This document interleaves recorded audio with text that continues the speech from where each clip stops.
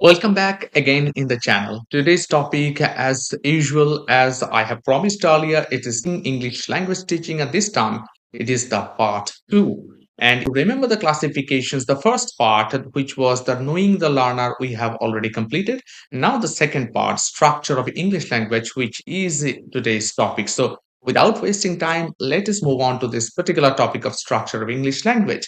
Now, because it is about the structure, the first thing that I need to show you is the structure of English language has to be dealt with four parts: the sound, word, sentence, and discourse structure. These four kinds of structures will be dealt with in this video. So stay tuned. These four parts that are very necessary for your examination purpose. Okay, the first one, let us move on to understand structure of the human language. This is the basic one. Questions may be asked from this part too. The structure of the human language is basically at two levels, and this structure is of the primary and of the secondary level. The primary is the word formation through sounds, and the second is the sentence formation through words. So basic difference is this: one is through sounds, another is through words. One is word, another is sentence. So this is the structure of human language at two levels. Significantly, human language is productive. It produces infinite number of sentences from finite elements. And the third one is human language is creative, where this creativity is rule governed. Instead of producing innumerable structure, these structures follow a system of rules. Naturally, without the rule, without the system, a sentence cannot be formed, or human being cannot utter a sentence. What are these rules? How human beings speak, etc. We are going to deal with. Again, without wasting time, let us move on to the first one, the sound structure. Now, the speech sound is called phoneme. There are differences between phonemes and letters. Whereas phoneme is used in speech sound, there are 44 sounds. We will be coming into that topic very soon about the 44 sounds. On the other hand, letter, there are 26 letters only. So phoneme cannot be broken, whereas letter further can be broken down to smaller units. As I was talking about this, there are 44 sounds. You have to understand now what is IPA. IPA stands for International Phonetic Alphabet. What are these? There are, as I said, 44 speech sounds, and the division is this: whereas in 24 consonants, 12 vowels, 8 diphthongs. If you want to learn more, well, I have given you here the card. By clicking into that card, you can get every detail. However, I have also given in this video smaller details about this. So there are 44 speech sounds, as I said, 24 consonants, 12 vowels, 8 diphthongs. Now, a single letter based on this has different pronunciation in different spelling contexts. For example, see here, apple, see here, a. In about, see the pronunciation is about. And in palm, see the pronunciation arm. Each pronunciation is different, and each sound I have marked in red.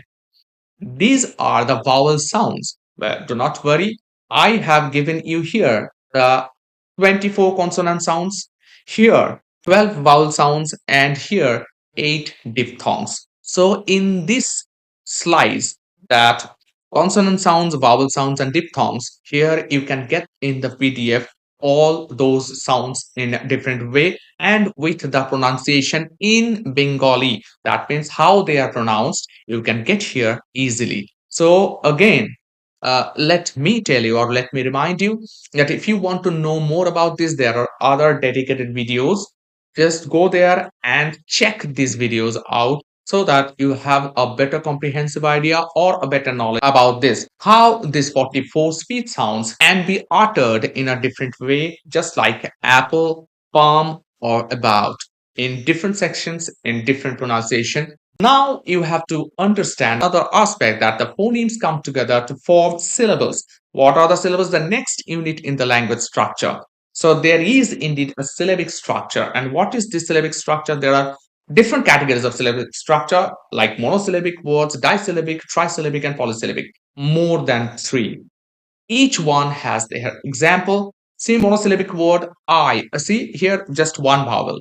Trisyllabic effect, episode, and polysyllabic electricity. When you spread this, see effect, disyllable, episode, trisyllabic, electricity, polysyllabic words. And if we consider, because the vowel is supposed to be the most significant part here, according to the law, you have to understand that a vowel can be either preceded or succeeded, or both preceded or succeeded by one or more consonants. If we consider this C for consonant and V for vowel, check here. This is what you need to understand. See, monosyllabic word, single vowel I. Disyllabic, see, effect, vowel, consonant, consonant. Trisyllabic word, episode, vowel, consonant. And in the same way, electricity. What happens here? Each syllable, when it is spread out, when it is cut into different segments. For example, effect. E stands for the vowel, for stands for the consonant. Again, a stands for the vowel and for stands for the consonant. For stands for the consonant. In that way, you can write this syllabic structure. Now moving on to the next part is the word structure. Sound structure is done. Here comes the word structure. A minimal meaningful unit is called morpheme. There are indeed differences between morpheme and phoneme, and this is how we can differentiate.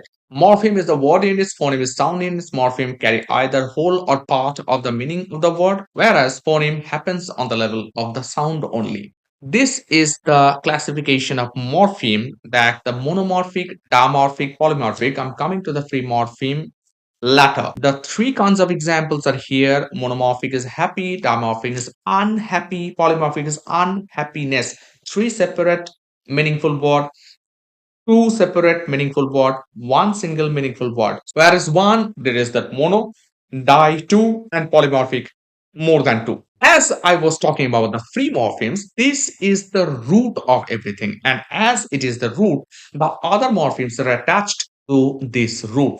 By the word attached, I want to mean they are affix or affixes, and affix basically are types, prefix and suffix.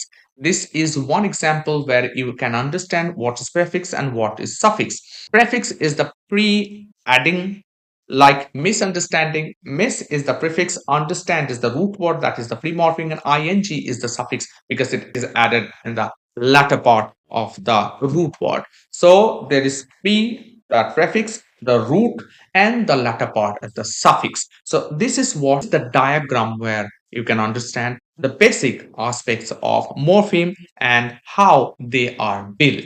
Now, there are also common prefixes and suffixes. For example, in case of prefixes, for example, in, non, anti, des, these are the common prefixes. On the other hand, some common suffixes are able, ity, meant, li, shan, etc. How they are added with the root word. Now, we write affixes by putting a dash after the prefix and before the suffix. A word can have one or more suffixes but can have only one prefix. For example, we have one another example of more than two suffixes. Friendliness.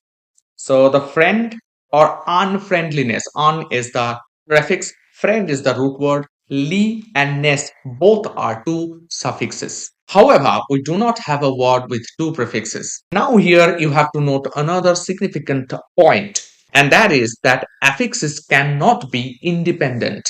They cannot exist independently of root words. Therefore, they are called bound morphemes because they are bound to attach themselves with some root word or words. Now, moving on to the next segment is the sentence structure. Sentences are the units wherein words are strung together in a certain order and according to certain rules. Certain order and rules are significant here. Now, I will give you few sentences and carefully look at the following sentences. Significantly, try and understand the subject verb agreement and subject verb object order, because the subject verb agreement and subject verb object order are important factors here. Let us check the lines. I love apple, Aloka loves apple, he loves apple, children love apples. In these four categorical sentences. First one is I love apple. Look very carefully. Each sentence follows a rule. And what are the rule or rules? The rule is that in the present tense, if the subject is first person singular and third person plural, it goes with the plural verb. Just like in first case, love, and in the fourth case, love. However, if the subject is the third person singular, then it goes with a singular verb. We must note that nouns and verbs form plurals in opposite ways. Nouns add s in the singular form to make plurals. Verb removes s to make plurals. Look very carefully here. Oloka is the third person singular, takes the verb loves. Again, he is the third person singular, takes the verb loves with s. Children is the plural, then take the verb love, the plural verb. This is called the subject verb agreement, which means that the verb has to agree with the subject and varies according to it. Now again carefully look at the word order of the sentences. Words in these following sentences are arranged in subject, verb, object order, where the subjects are I, Aloka, he, children. The verb is love and the object is apple. And then only in the last part it becomes apples. Now object in a sentence is a thing which is affected by the action that the verb denotes. This is what you need to learn from this slide, that the sentence structure is also significant because it always follows subject verb agreement and subject verb object order, rule bound, as it was said in the previous slide at the very beginning. The last one is the discourse structure, number 4. When language is used the stretch in a spoken or written form, it is called discourse. Now, what does a discourse perform? Discourse is that matter which follows that entire text is strung together as if it binds everything in a sentence or in a paragraph. It binds everything. That is the discourse. Through it, that means through the discourse, the paragraphs and sentences relate to each other. Now, here, two significant points to know. One is the discourse marker, the signposts, and how these markers are posts. That means the signposts act. A discourse marker or signpost is a word that helps organize speech or writing, making it more coherent and easier to know.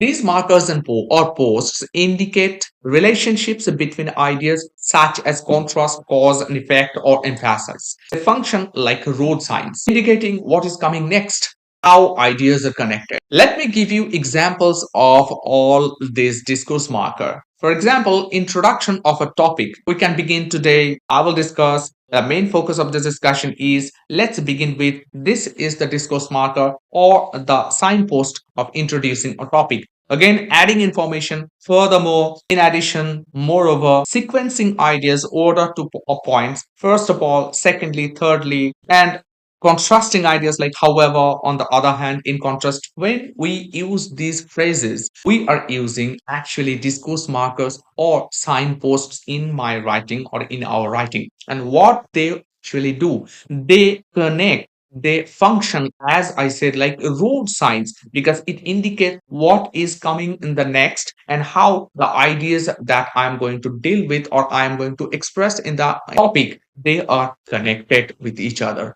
Giving examples or evidence like, for example, for instance, such as, etc. So these are discourse markers. This is called discourse. Hope everything is clear. Now it is the time for questions.